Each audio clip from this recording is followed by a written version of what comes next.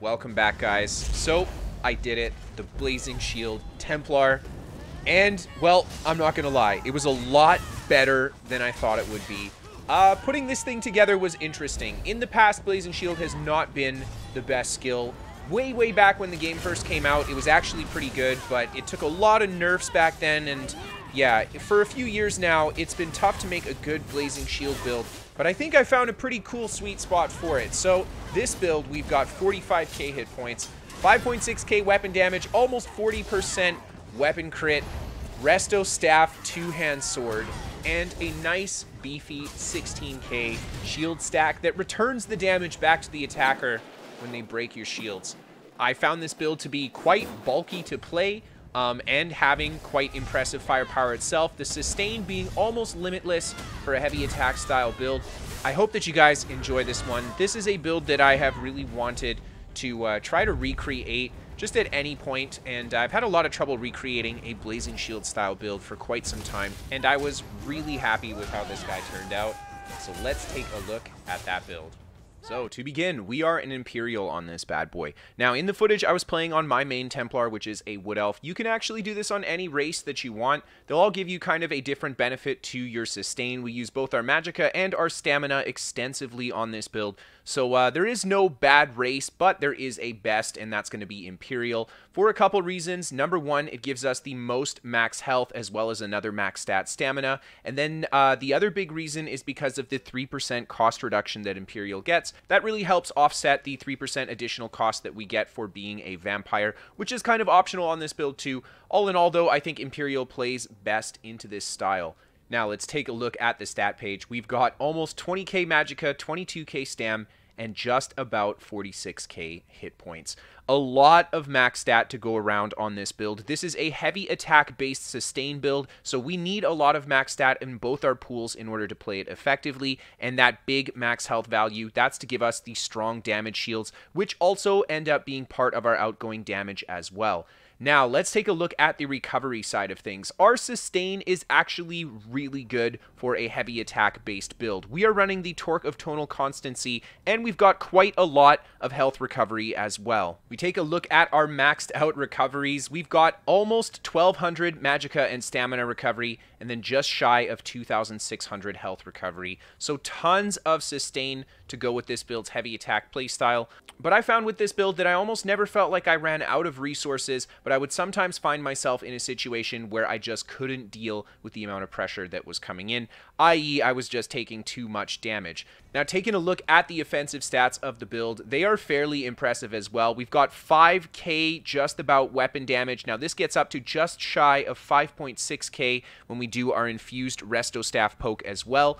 And then we've got 38% weapon crit, and this is in heavy armor, so we've actually got quite a bit of offensive potential for a heavy armor spec, which is really exactly what we wanted to go for with this high hit point build. Now, taking a look at our actual armor values, they are not super crazy. When we are on our back bar here, we have got 2,700 spell resist, just about 2,500 armor, and then we've got 2,830 critical resistance. This isn't crazy high for our heavy armor build. However, we are relying on those big damage shields to keep us alive. Now, when we take a peek at the Mundus, it's the Warrior. Honestly, for this build, you can run the Mundus of choice. I went with the Warrior because I liked the choice of damage and healing here. You could actually go for the Shadow in the new patch. That would be really great for outgoing burst and for the healing power that it can provide. Or you could go for the Lover Penetration Mundus. I think all are great options, but I do think that you should definitely pick an offensive Mundus here rather than a defensive one. And then for the food, I've gone with the Bewitched Sugar Skulls, and this is definitely best in slot for this kind of build. We get all of our max stats, and we get some health recovery. Perfect. That's exactly what we want. And then for the potion on this bad boy, the Crown Tri-Restoration Potion, you could mix it up and use a potion that has a added effect of your choice, but I really like the choice of this potion because between this, the heavy attack playstyle, and the Torque, we can do a great job not running out of resources. Now, let's take a look at the gear we've got on this bad boy. The first set we're going to look at is 7th Legion, and this is just in our body pieces here, so we always have this on regardless of swap. And this is going to give us a lot. We have a really cheap armor buff, so it's very easy for us to keep this buff up. It's going to give us 341 weapon damage and health recovery, as well as the weapon damage, health recovery, and crit in the 2, 3, 4 piece. We just get a lot of max stat out of this set here. And the kind of theory I went with this build was just build maximum damage in heavy armor and then just stack hit points. And of course, the health recovery fits really well with this defensive build too.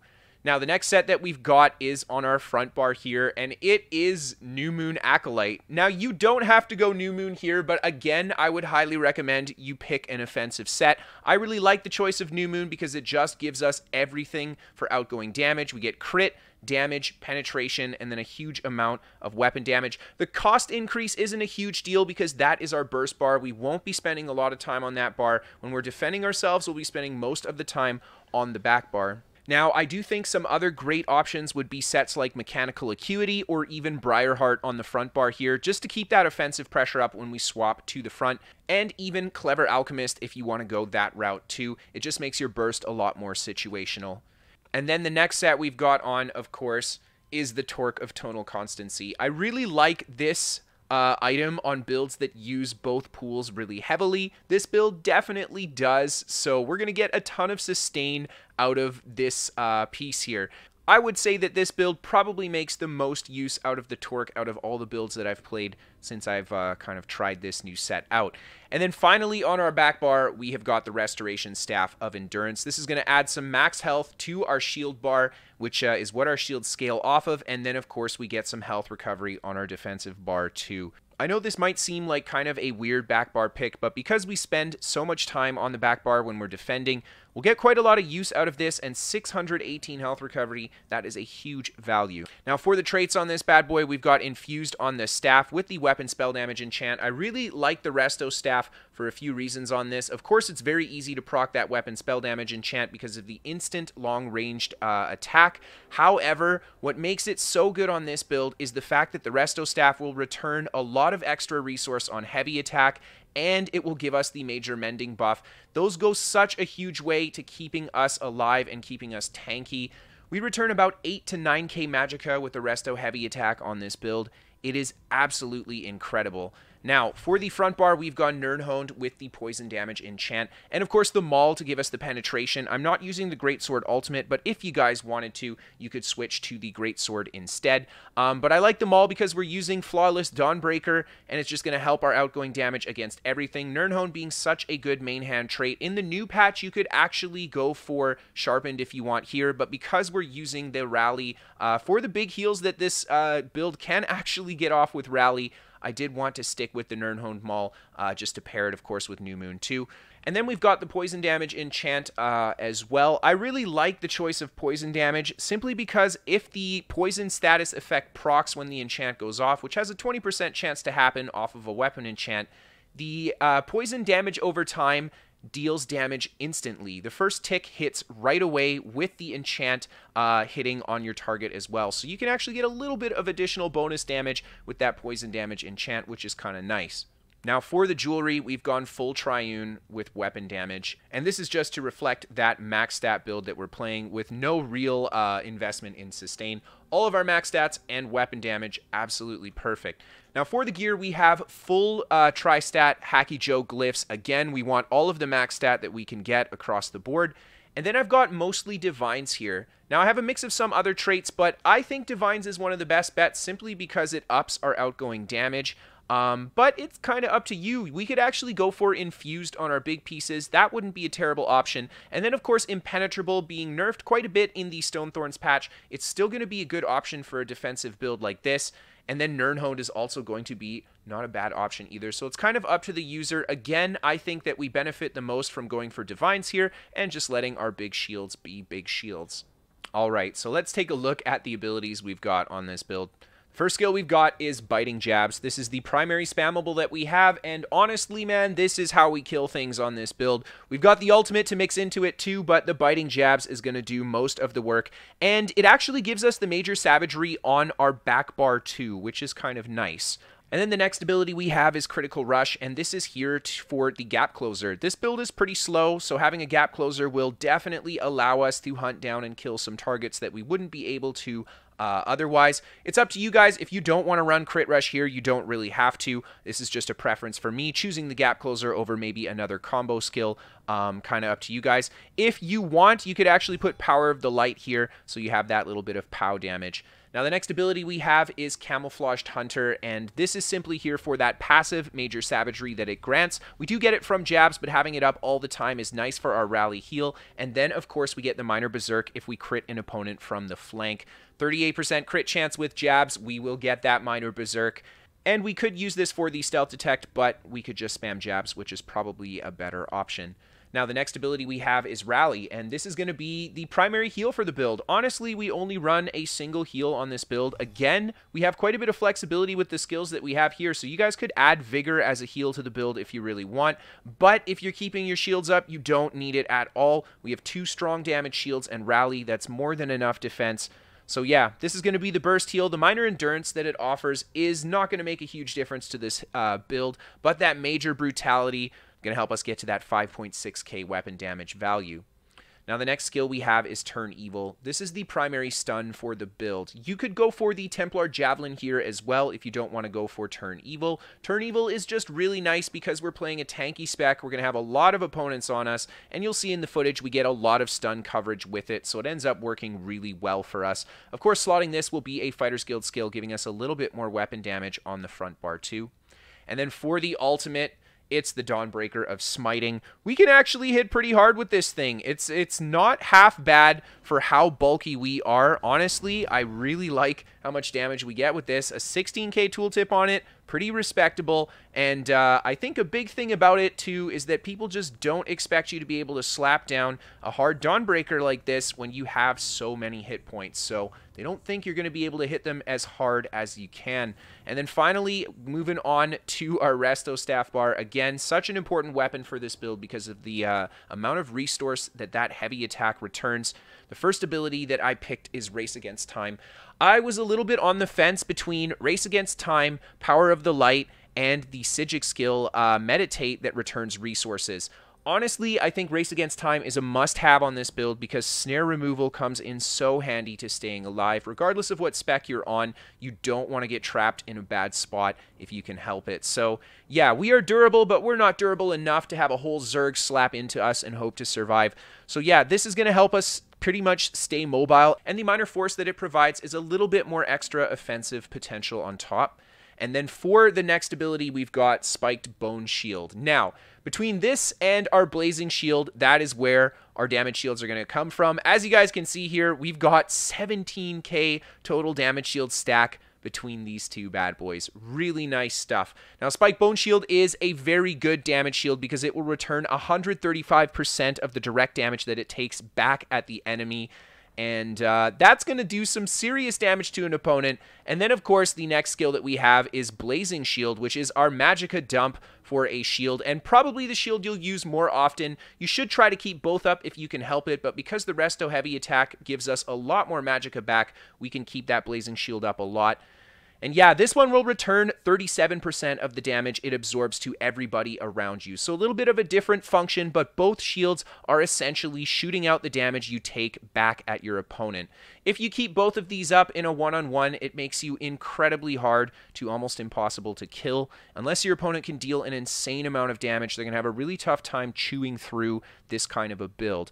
But the thing that I'll say is that if you're fighting tons of opponents, 6, 7, 8, this is not enough damage shield to keep you alive, and that's where you start to become susceptible yourself. So this build, like I said, is tanky, but part of its durability is also just that high hit point value. People will interpret you to be a lot tankier than you are and to deal a lot less damage than you can.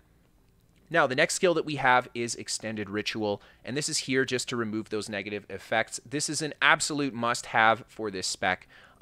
Yeah, that's all I can really say. We have to remove those harmful effects. This will be quite an expensive piece of your Magicka dump too, but those Resto Heavies will come in so handy here. The heal over time from this is really beneficial for this build too. Coupled with our health recovery and then the rally burst heals and the shields, we should be quite durable in all this stuff. And then finally, we've got Restoring Focus. And I like the choice of Restoring Focus because, again, the Resto Staff. So if we have Restoring Focus to give us that stamina sustain, then we can have the Resto Staff for the Magicka side of things. We are a little bit more stamina heavy on this build too. So I think that that plays into it as well. This, of course, will give us our armor buff too, which we must have for a defensive build.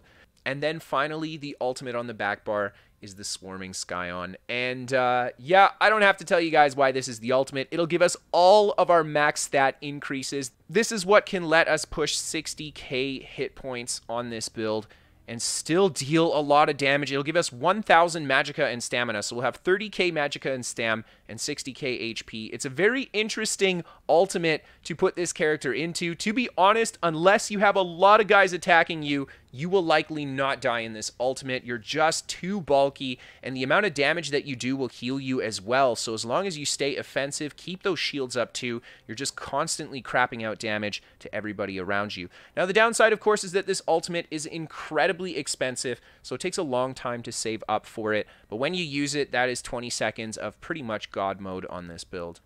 Alright, so let's take a look at the champion points. Starting off in the tower, we've got 48 in the Warlord, and that's to reduce the cost of break free. I didn't go for bashing and I didn't go for sprinter because, well, we're just going to take a lot of abuse rather than trying to move too terribly much. This build just needs to be able to take the abuse, get back up, put those shields up, and turn and burn. Now, the next tree here in the Lover, we've got 64 in Healthy and 56 in Tenacity. And that's perfect. We've got to focus on that health recovery and focus on that heavy attack resource restore. Like I said, we return an insane amount of resource with our heavies. Heavy armor, the tenacity passive. Yeah, Resto Staff on top. It goes a really long way. Now, we get the wind running passive here too. We're not going to be sprinting too terribly much, but movement speed is always nice for PvP. Now, moving on to the Shadow, I've got 51 in Tumbling and 51 in Shadow Ward. Very important that we invest in both of these. We'll have to block attacks, and we'll have to roll attacks as well. So there you go. And then moving on to the Apprentice, we've got nothing because we're not using any Magicka skills outside of maybe Blazing Shield. But because the Spike Bone Shield returns so much more single target damage, I think this is the better way to go. And then in the Atronach, we have got 39 Physical Weapon Expert and 81 Master at Arms. This gives us access to that Tactician passive.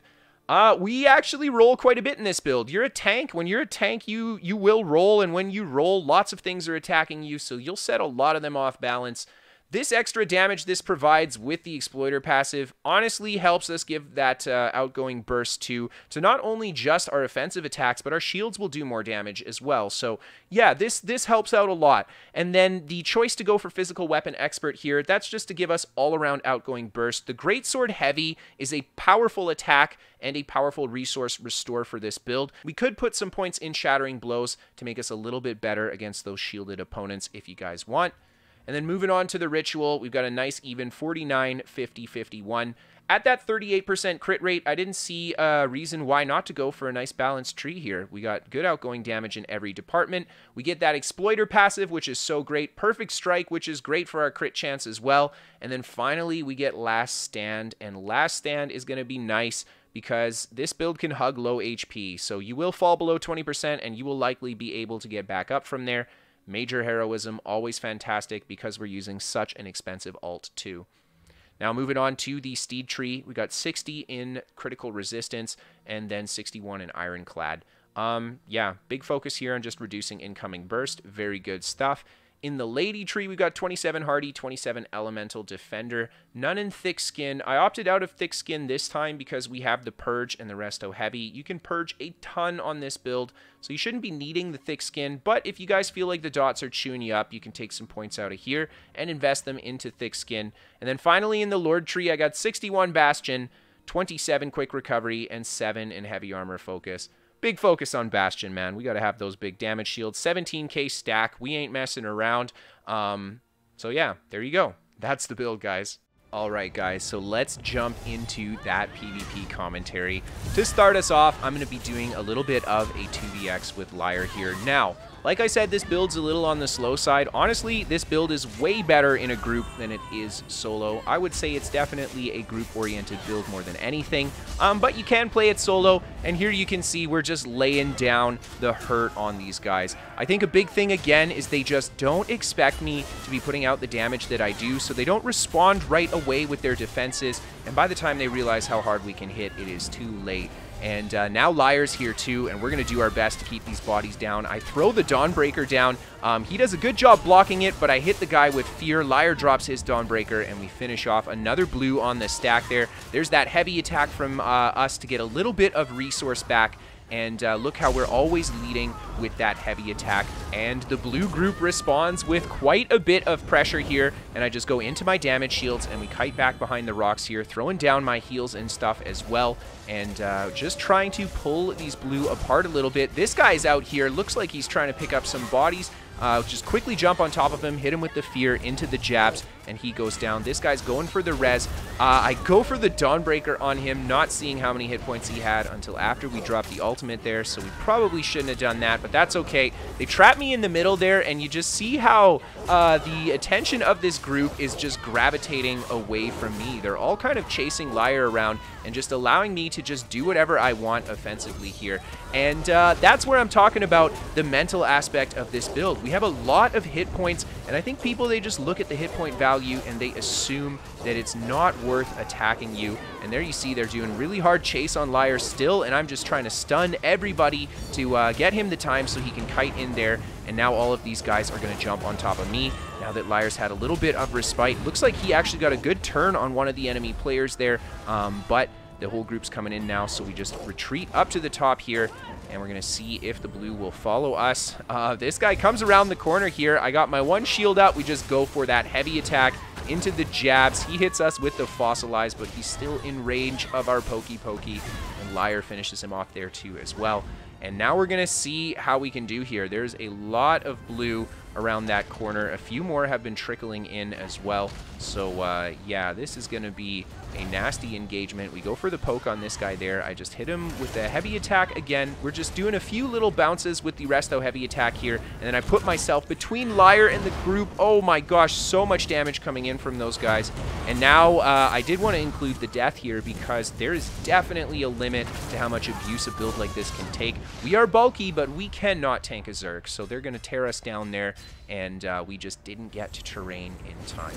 Now, in this clip here, I just wanted to show you guys that Vampire ultimate. When I played this build, I did use the ult, but not super often, and it was more defensive than offensive. But here you can see I was very low resource. We get into the Vampire ultimate and just a couple heavy attacks, and our jabs down, and we're just putting way too much pressure out on these guys. This guy here, we bring him down, and the enemy Nightblade, he throws down a meteor on us. We're just going to block that. The Vampire ult's going to expire, and we're right back up to full health. I absolutely love how offensive we can be in that ultimate, and we're just going to keep chasing this guy down here. This fight actually was super long, and I ended up cutting off most of it with my recording, but I just wanted to show you guys that 60k HP ult. This guy here ends up running away, and he just sits by the guards. He's very tanky too, and us being on a bulkier build, there's definitely a limit to how bulky an opponent we can kill too. Now, in this fight here, again, we're going to show off the ultimate and its ability to just kind of deal damage and tank. At the same time, we jump on this group of blue players here, and I just start giving them the jab pressure, and I do a bad job, I think, kind of picking a target. We're just kind of spitting jabs out at everybody there, and now we've got all of them jumping on top of us, and right away, we're fairly low resource. So this is where the tricky part of this build comes, is you really have to make sure you use those heavy attacks well. So a little bit of line of sight there into the Resto heavy attack, a really great counter fear, and I go for the jabs. Honestly, maybe should have tried to set up a little bit more of a combo there, and there we see the enemy Dawnbreaker. We just roll right past it, and we're running a little bit lower on magicka here, but I don't mind too much because we, again, can use the stamina-based shield and then try to get that resto heavy attack off when we get an opportunity. This group, again, going for the alt dump on me the second round here, and we're just going to go for a kite through them. Using that snare immunity, so important, I think, even on a slower build, to have a little bit of mobility like that. And another red player comes out here. He throws the business down on one player. We slap the other guy with the Dawnbreaker to finish him off. No stamina left, but that's fine. One heavy attack is going to return almost a quarter of our stamina bar. And we finish these guys off on the resource here. And I'm going to let this last fight play out a bit while I just talk a little bit about my impressions of this build at the end of the video here.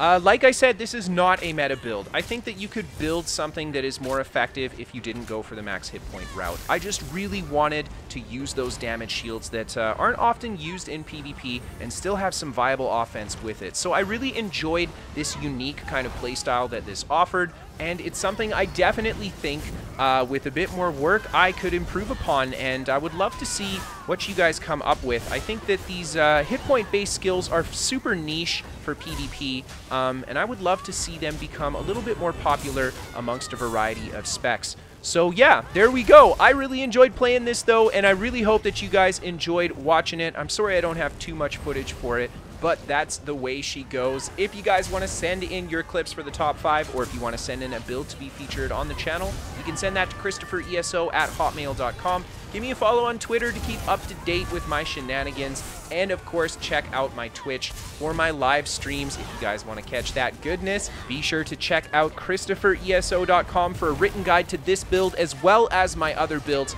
and of course a hub for all of my ESO content. We are sponsored by What the Fast. They're a VPN for gamers. They give me better ping to my favorite games, and they're free to try for the first month, so check them out in the link in the description below. And then finally, guys, a big thank you and a big shout out to all of my patrons on Patreon. Because of you guys, I can keep doing this job, so thank you guys so much for showing the support. Thank you guys, everybody, just for tuning in and watching today. And as always, I hope that you guys enjoyed, and I hope that you guys have a great night. And I'll see you guys next time.